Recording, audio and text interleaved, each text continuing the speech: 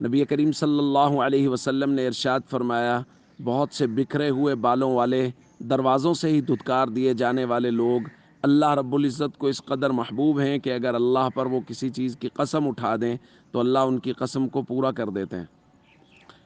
دوستو،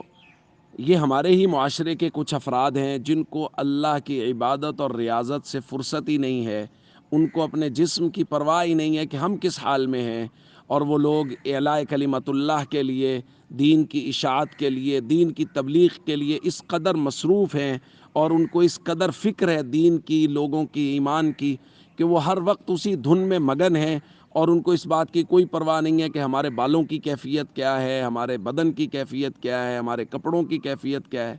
ایسے لوگ آپ کو پرانے مدارس میں، ایسے لوگ آپ کو خانقاہوں میں، نیک لوگوں کی مجالس میں مل جائیں گے جن کو اس بات کی تو پرواہ ہے کہ ہماری عبادت اور ریاضت کا کیا حال ہے، ان کو اس بات کی پرواہ ہے کہ دین کی تبلیغ کا کیا حال ہے، ان کو اس بات کی پرواہ ہے کہ اللہ کے دین کا کیا حال ہے۔ ان کو اپنے جسموں کی، اپنے بالوں کی، اپنے کپڑوں کی کوئی پرواہ نہیں۔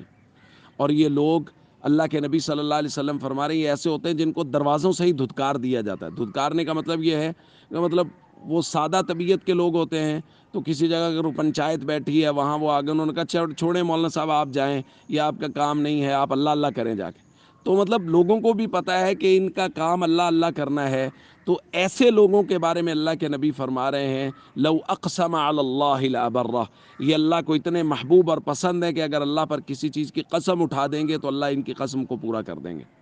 اس لیے اگر ایسے لوگ ہمیں ملیں جو عبادت اور ریاضت کی وجہ سے، دین کی تبلیغ کی وجہ سے، اعلاء کلمت اللہ کی وجہ سے، ان کو اپنے جسموں کی پرواہ نہیں ہے، اپنے بالوں کی پرواہ نہیں ہے، تو ان لوگوں کے پاس بیٹھیں، اپنے اور اپنے بچوں کے لیے ایسے لوگوں سے دعا کروائیں۔ السلام علیکم ورحمۃ اللہ وبرکاتہ۔